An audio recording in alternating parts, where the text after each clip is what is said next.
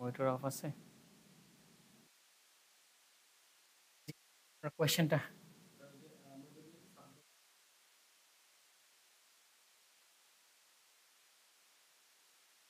Main ডোমেনে কি Google থেকে যদি কোনো ঝামেলা করে এটার ক্ষেত্রে? না, ব্লগের জন্য আপনি আলাদা করতে পারেন সাবডোমেন। এটা একটা সাবডোমেন হিসেবে ডোমেনের মতোই কাজ করবে। হ্যাঁ, ওইটাই র্যাঙ্ক পাবে, কোনো সমস্যা হবে না। যেমন আমাদের creativity.com এর হলো যে আপনার মেইন ডোমেনটা আছে, বাট যদি এটার যদি দেখি,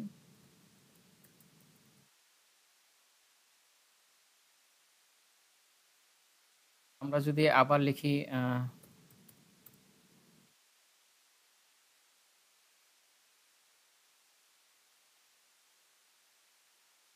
ব্লগের জন্য দেখা যায় আমাদের একটা আলাদা ডোমেন আছে।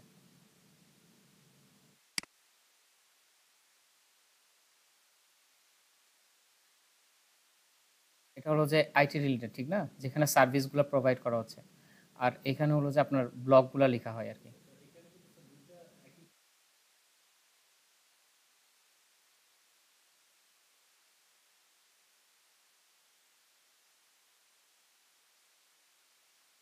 মেইন ডোমেনে ওরকম এফেক্ট পড়ে না, বাট আপনার ওই যে যখন ডোমেন থাকছে ক্রিয়েটিভ বাট এখানে লিখতেছেন ফুড, জিনিসটা কেমন না?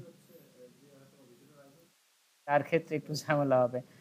এখন দেখুন আমি যদি লিখি এখানে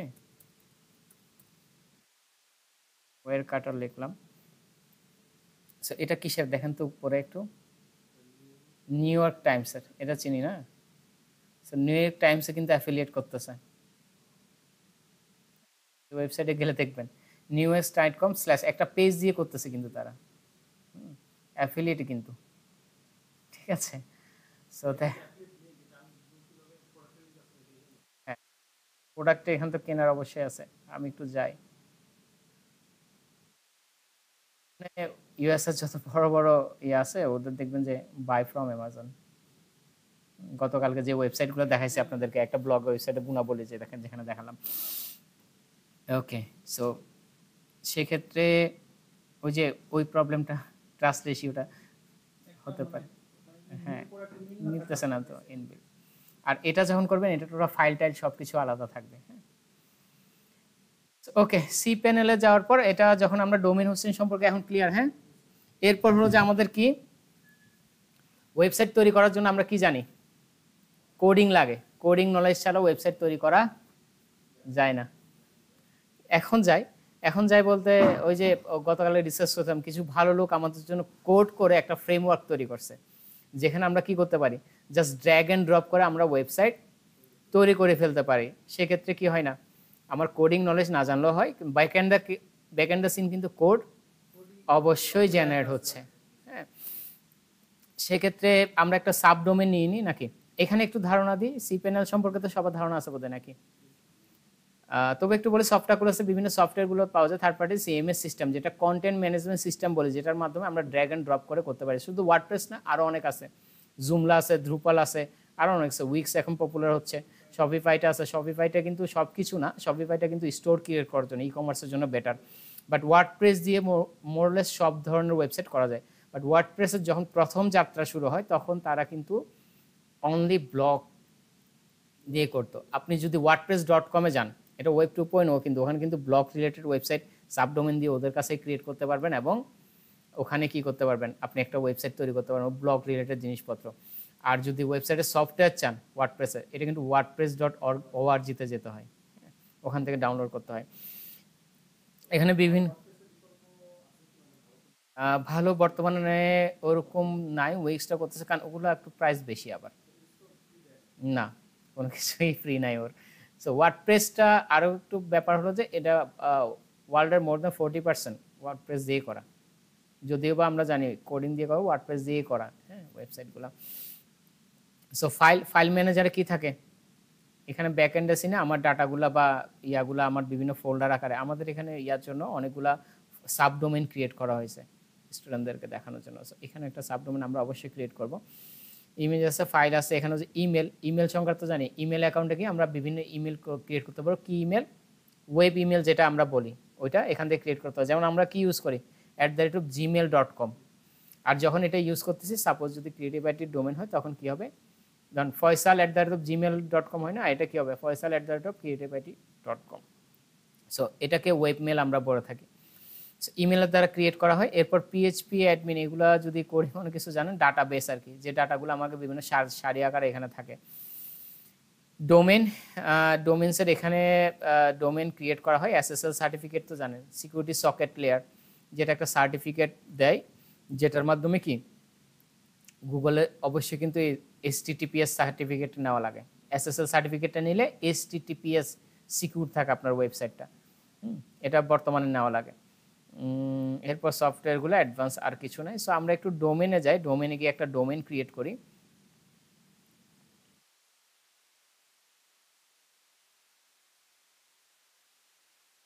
একটা কপি করে নিয়ে আসি, কারণ অনেক সময় টাইপ করতে গেলে মিস্টেক হতে পারে। ক্রিয়েট নিউ ডোমেন, তাহলে এখানে আমরা NU দিয়ে করি, হ্যাঁ, NU দিয়ে একটা সাব ডোমেন ক্রিয়েট করতেছি।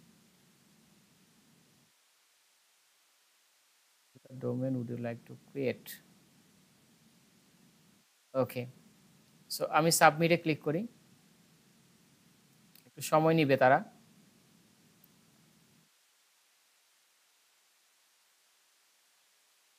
সাবডোমেনের আগে ডট দিয়ে যা থাক, সরি, ডোমেন এবং ডোমেন এবং ডোমেন এক্সটেনশন, ডোমেন নেমের পরে কিন্তু ডোমেন এক্সটেনশন, আর ডট দিয়ে সামনে যা থাকবে তা সাবডোমেন, এগুলোকে সাবডোমেন হিসেবে দেয়। এপিআই ফেল কেন বলতেছে?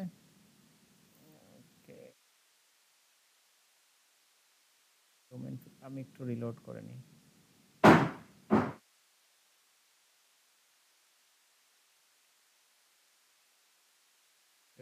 কিউট ডিপেন্ড, ক্লিক করি। আমাদের সার্ভারে অনেকগুলো ডোমেন থাকে, তো মাঝে মধ্যে একটু ঝামেলা করে, আর বিশেষ করে দেখা যায় যে সবগুলাতে ইউএসটিসিওগুলো দেওয়া থাকে। ইউএসটিসিও অনেক পাওয়ারফুল একটা ওটার কারণে একটু কনফ্লিক্ট করে। হয়ে গেছে। মাঝে মধ্যে অনেক কিছুতে ভয় দেখায় আবার কিন্তু কিছুক্ষণ পর আবার ক্রিয়েট হয়ে যায়, একটা জিনিস ভালো লাগে। সো ঠিক আছে, আমরা একটা ডোমেন ক্রিয়েট করলাম, এই নামটা একটু কপি করে রাখি।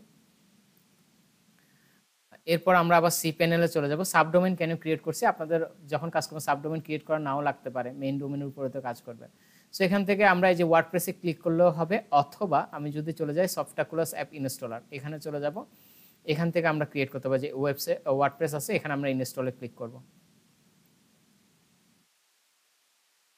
এখান থেকে এসে দেখেন আমরা সাধারণত ওয়েবসাইটকে 4টা ভার্সনে রাখতে পারি। ডাব্লিউডাব্লিউ নন ডাব্লিউডাব্লিউ বলছিলাম না, যেটার জন্য ক্যানোনিক্যাল ট্যাগ ব্যবহার করছিলাম। সো এইখানে দেখেন সে আমাকে বলছে তুমি HTTP সিকিউরিটি না থাকলে HTTP সহ www.com রাখবা, তুমি কি নাকি HTTPS রাখবা, নাকি HTTPS সহ www সহ রাখবা। সো এইভাবে আমরা 4টা ভার্সনে কিন্তু আমাদের ওয়েবসাইটটা রাখতে পারি। তো আমরা সহজটাই রাখি, নাকি www এত লম্বা তো প্রয়োজন নাই। আর এখানে কি করব, আমাদের NU, যেটাতে আমরা সাবডোমেন, আপনাদের সিঙ্গেল থাকবে, সাবডোমেন না থাকলে আপনাদের ডোমেনটাই থাকবে, মূল ডোমেনটা। আমি সাবডোমেনে কেন করতেছি, প্র্যাকটিসের জন্য, কারণ মেইন ডোমেনে তো করলে সব ক্লাসে দেখানো পসিবল না, এই জন্য সাবডোমেন ক্রিয়েট করছে। এবং আপনাদের কাছে ডিরেক্টরি খালি থাক, আর এখানে ভার্সন লেটেস্ট ভার্সনটাই থাক, নো প্রবলেম, এখানে লেটেস্ট ভার্সনটাই থাকে। এরপর হলো যে সাইট, এগুলা পরবর্তীতে ওখানে ভিতরেই চেঞ্জ করা যায়, এগুলো কোনো কিছু চেঞ্জ করলাম না। অ্যাডমিন নেম দিলাম,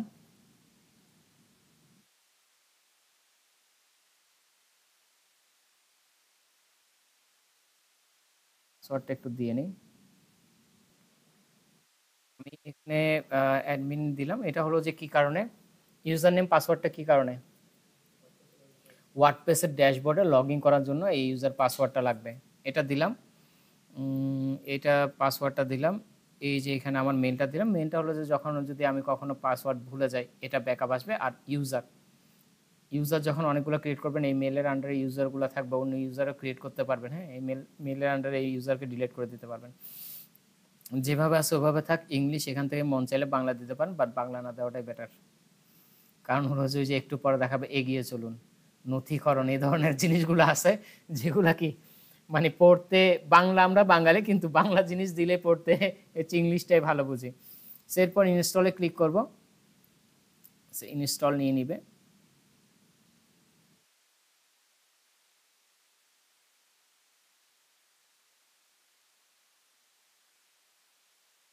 সময় দিবেন। ইনস্টল হয়ে গেছে আমাদের যে ওয়েবসাইট, একটা ওয়েবসাইট তৈরি হয়ে গেলো, আর একটা ব্যাক এন্ড দ্য সিন আমাদের ড্যাশবোর্ডে যাওয়ার জন্য কোড সে দিয়ে দিয়েছে। So connection is private, okay, advance, proceed. HTTPS সার্টিফিকেটটা বোধহয় একটু ইয়ে হয়েছে এই কারণে। সো দেখেন HTTPS সার্টিফিকেট না থাকলে আপনাকে যদি এই জায়গায় নিয়ে আসে তাহলে কি একটা লোক কি আপনার ওয়েবসাইটে যাবে? কখনোই যাবে না।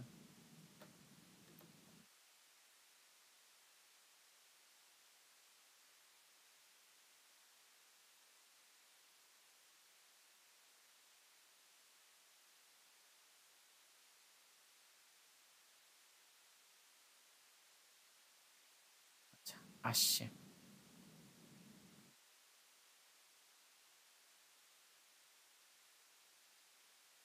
সো আমরা কিছু বিষয়কে অনসাইট বলি। অনসাইট বলতে ওয়েবসাইট তৈরি করলে প্রথম পর্যায়ে কিছু কিছু জিনিস আপনাকে ফিক্সড করতে হয়। যেমন ডোমেন নেম, এটা কেনা লাগবে না, এটা তো ফিক্সড নাকি? এটা ছাড়া তো চলবে না। Hosting fixed. এরপর যে ওয়ার্ডপ্রেস দিলাম, এবং ওয়ার্ডপ্রেসে কিছু কিছু বিষয় আছে যেগুলো প্রথমে ফিক্সড করে রাখার আগে পরবর্তীতে চেঞ্জ করা যায় না। যেমন একটা ওয়েবসাইটে যদি আমি একটু আগে যে ভিজিট করলাম ptbyt.com এ যদি চলে যাই, দেখেন আমি যদি এই যে হোম পেজে আসি, এখান থেকে অ্যাবাউট আস পেজে গেলাম, হোমে গেলাম, উপরের এই অংশটা কি চেঞ্জ হচ্ছে? মেনু, ক্রিয়েটিভ, হেডার, ফুটার চেঞ্জ হয় না।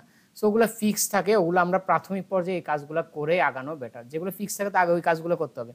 এরপর যেগুলো ডাইনামিক চেঞ্জ হবে এগুলো তো আমরা র্যান্ডমলি প্রতিদিন চেঞ্জ করতে পারবো।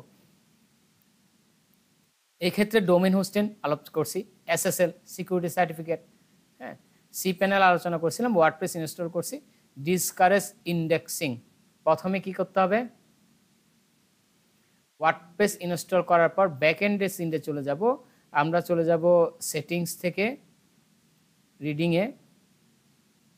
রিডিংয়ে যাওয়ার পর ডিসকারেজ করব সার্চ ইঞ্জিনকে, যে আমার এখানে এখন এটা বিল্ড অবস্থা আছে, এখানে আইসো না, ক্রলিং করো না। এখন যদি আসে আমার পেজ তো কোনোটাই বিল্ড নাই, সে যদি তার বট আসে, গুগলে বট আসে, দেখবো যে কি ওয়েবসাইটের অবস্থা খারাপ, কিছু নাই। তাহলে এটার মাধ্যমে কি করতেছি? তাকে মানা করতেছি। আর যদি কোডিং হয় তখন কিভাবে করে? কোডিং হলো যে বললাম না, robot.txt দেখালাম না, ওইটার মাধ্যমে সে মানা করতে পারে যে আমার ওয়েবসাইটে ক্রলিং ইন্ডেক্সিং করো না।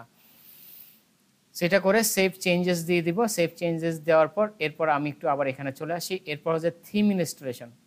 থিম তো আমরা বারবার ইনস্টল করব না, বারবার ইনস্টল করব, একটা থিম নিয়ে কাজ করব। আর থিমের ব্যাপারে কিছু ব্যাপার আছে, যে থিমটা আপনার কি লাগবে, যেহেতু mobile friendly, mobile responsive theme হওয়া লাগবে, লাইট থিম হওয়া লাগবে। লাইট কেন হবে? আমি একটা থিম নিলাম যেটার আন্ডারে সাব থিম আছে 80টা, দ্যাট মিনস 80টা ওয়েবসাইটের কোড আমার এখানে আছে, তাহলে আমার ওয়েবসাইটটা স্লো হয়ে যাবে না? সো স্লো হলে কি গুগল র্যাঙ্ক দিবে? কখনো দিব না। গুগল একটা ক্রাইটেরিয়া আছে, আমার স্পিডটা অবশ্যই থাকা লাগবে। এই কারণে আমরা এমন কিছু থিম ব্যবহার করব যাতে এটা লাইট ওয়েট হয়, এটা খুব রেসপন্সিভ হয়, এবং আমরা কাজ করতে সুবিধা হয়, মানে অ্যাফিলিয়েট ফ্রেন্ডলি বলতে পারি। ফ্রি থিমই নিব আমরা, ফ্রি থিম নিয়ে কাজ করব, কোনো পেইডে যাব না। ফ্রি নিয়ে জানলে অনেক কিছু করা যায়, না জানলে অনেক প্রতিবন্ধক আছে, কিন্তু বর্তমানে একটু ঝামেলা হলেও করা যায়।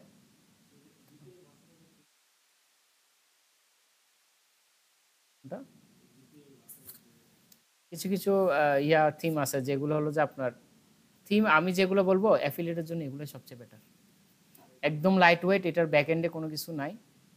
অ্যাপিয়ারেন্স থেকে থিমে চলে যাব, থিমে যাওয়ার পর অ্যাড নিউ থিমে যাব।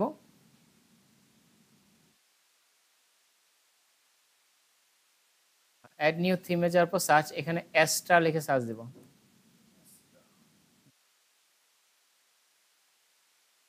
এই থিমটা নিব, হ্যাঁ।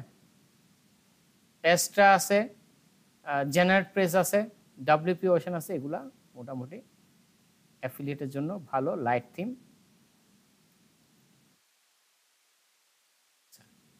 নিলাম, নেওয়ার পর এখন আমাদের কাজ হবে কি, ডিলেট আনইউজ থিম। যে থিমগুলা আনইউজড আছে ওগুলো তো রেখে লাভ আছে? এগুলো আমার শুধু শুধু ব্যাকএন্ডার সিনে কি করবে, ঝামেলা করবে, এটা আমরা ডিলেট করে দেব। ওকে, নেম চিপ অ্যাড দিতেছে, দেখেন এখন অ্যাড কত জায়গায় দেয়, অ্যাড যেখানে যাই আপনি ফ্রি ইউজ করতে যাবেন, অ্যাড ডানে বামে উপর নিচে শুধু অ্যাড আর অ্যাড। অ্যাড থাকলে ভালো, যত অ্যাড থাকবে তত আমাদের ডিজিটাল মার্কেটারদের কাজ বাড়বে দিন দিন, নাকি? নাহলে তো এখানে যদি অ্যাড রান না করে আমাদের কাজ কি? ওকে, সো আমাদের থিম সব ডিলিট করা শেষ, এক্সট্রাতে আছে। তারপরে স্টেপ বাই স্টেপ যাওয়া ভালো, তাহলে কি হবে, আপনার মনে থাকবে জিনিসগুলো, পারফেক্টলি কাজগুলো করতে পারবেন।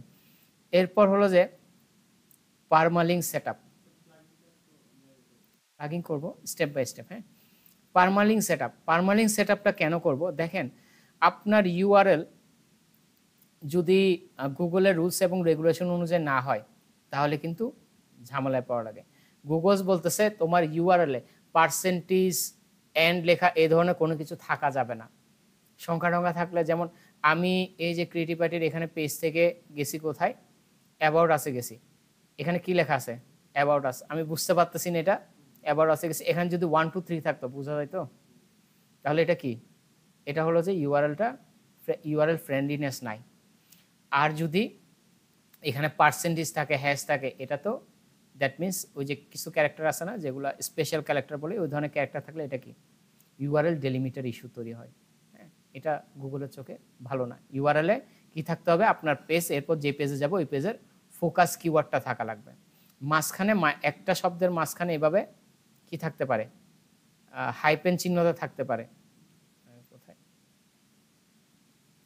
হাইপেন চিহ্নটা মাঝখানে, মানে মাইনাস চিহ্নটা থাকতে পারে একটা ওয়ার্ডের সাথে একটা ওয়ার্ডে, কিন্তু পার্সেন্টেজ, হ্যাশ, ওগুলো থাকা যাবে না। হ্যাঁ, সো দুইটা ইস্যু, একটা হচ্ছে ইউআরএল ডিলিমিটার, একটা ইউআরএল ফ্রেন্ডলিনেস। এগুলা ঠিকঠাক রাখার জন্য আমাদের চলে যেতে হবে এখানে ব্যাক এন্ডে যাওয়ার পর আমরা চলে যাব সেটিংস থেকে পারমালিঙ্কে যাব, এবং এখানে দেখেন তো এটা আছে প্লেন, কি লাস্টে কি শুরু হবে 1 2 3, এটা আছে ডেট আসবে, দরকার আছে স্যাম্পল পেজ, দ্যাট মিনস এই জিনিসটা আমি এডিট করতে পারবো, আমার কিওয়ার্ডটা এখানে বসাইতে পারবো।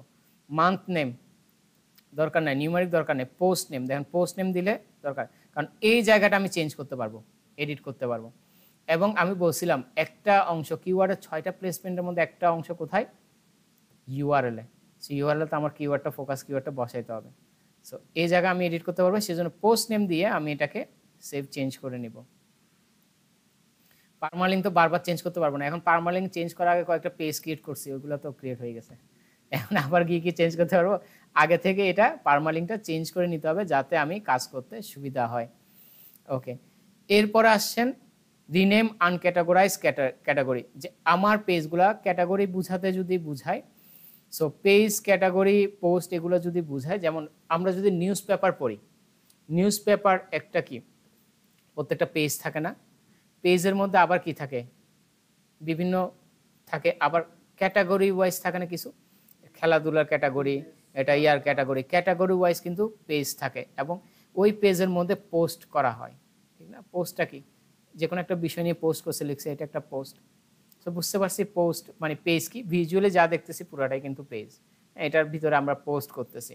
আবার কি হচ্ছে, ক্যাটাগরিটা কি, ক্যাটাগরাইজ করতেছি, এটা কোন ক্যাটাগরির আন্ডারে, এটা কি আমার স্পোর্টসের আন্ডারে, নাকি এটা আমার কি বিনোদনের আন্ডারে, নাকি রাজনীতিক আন্ডারে, নাকি অর্থনীতির আন্ডারে, এগুলোকে ক্যাটাগরাইজ করা।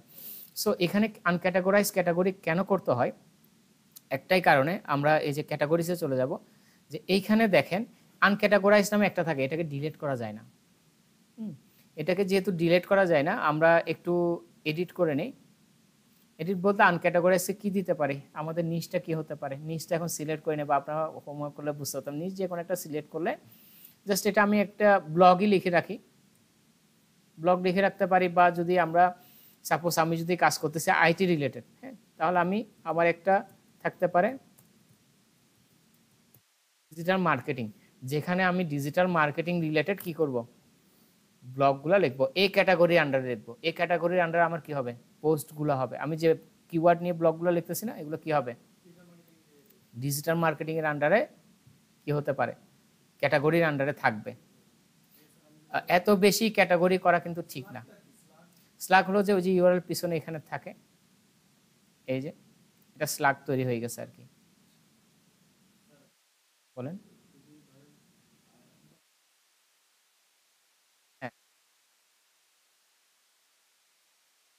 হ্যাঁ, ডিজিটাল মার্কেটিংয়ে চলে আসবে, কারণ আনক্যাটাগরাইজটা নাই, এটা না হলে আনক্যাটাগরাইজে চলে যায়। এখন আরেকটা যদি সিলেক্ট করি, এখানে আরেকটা এটা যেন ডিলিট করা যাচ্ছে না, নেম ধরি, তাহলে কি হবে? আমি যদি লিখি, কি লিখতে পারি? এসইও তো না, এসইও ডিজিটাল মার্কেটিং, যত কম ক্যাটাগরি তৈরি করতে পারেন, ক্যাটাগরি বেশি থাকলে আবার ঝামেলা হয়। আচ্ছা, এটা রাখলাম না, এটা জাস্ট আরেকটা সাপোজ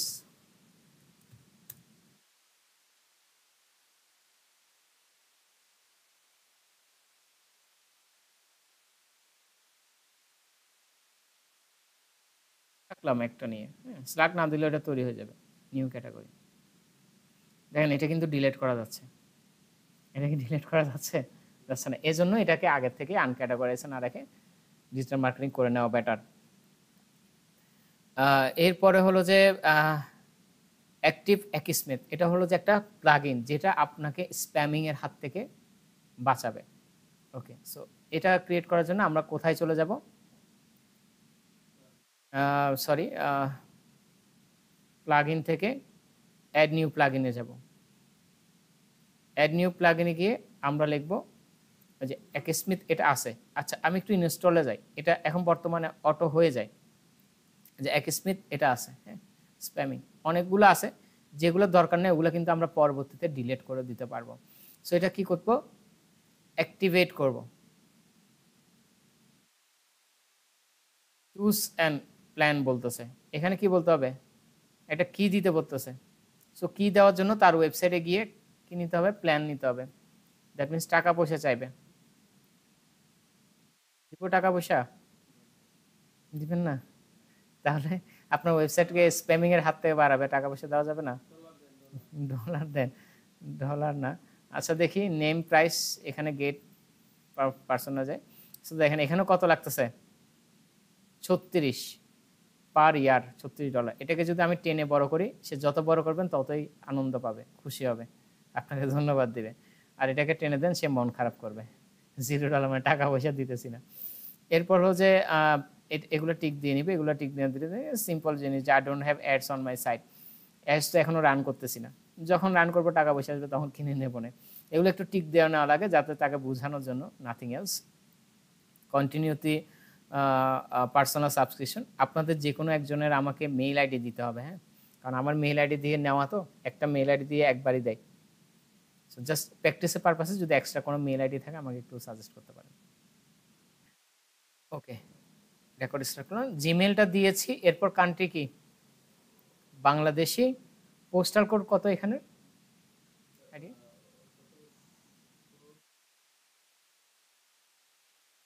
গাজীপুর 1700 আছে, 1700 দিলাম, নাথিং এলস। ঠিকানা তো চাই না।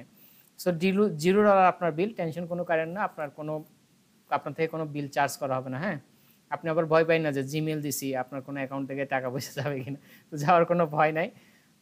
সো কন্টিনিউ টু পেমেন্টে চলে যাব। আপডেট ডট হাইলাইটস ফিল্ড, এখানে কি হয়েছে? gmail.com তো লিখলাম, অলরেডি ইউজ করা হয়েছে, যেহেতু সে লিখতেছে তার সাথে তো তর্ক করা যাবে না। হ্যাঁ, ইসি আবার টিসি, টিসি gmail,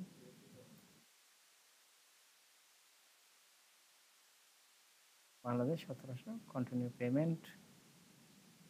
আচ্ছা, এটাতে করা নাই। So billing information, free purchase, okay, so free পারচেসে এখানে ক্লিক করব।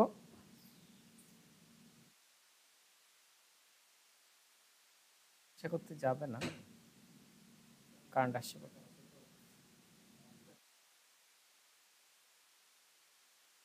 আমার এখানে রেকর্ড হচ্ছে, তো আমি রেকর্ডটা করে নিই।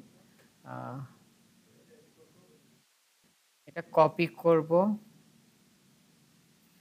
করে রেকর্ড হচ্ছে, তো রেকর্ডে দেখলে আপনারা বুঝবেন। এটা পেস্ট করলাম, কন্টিনিউ উইথ এপিআই কি, কানেক্ট হয়ে যাবে।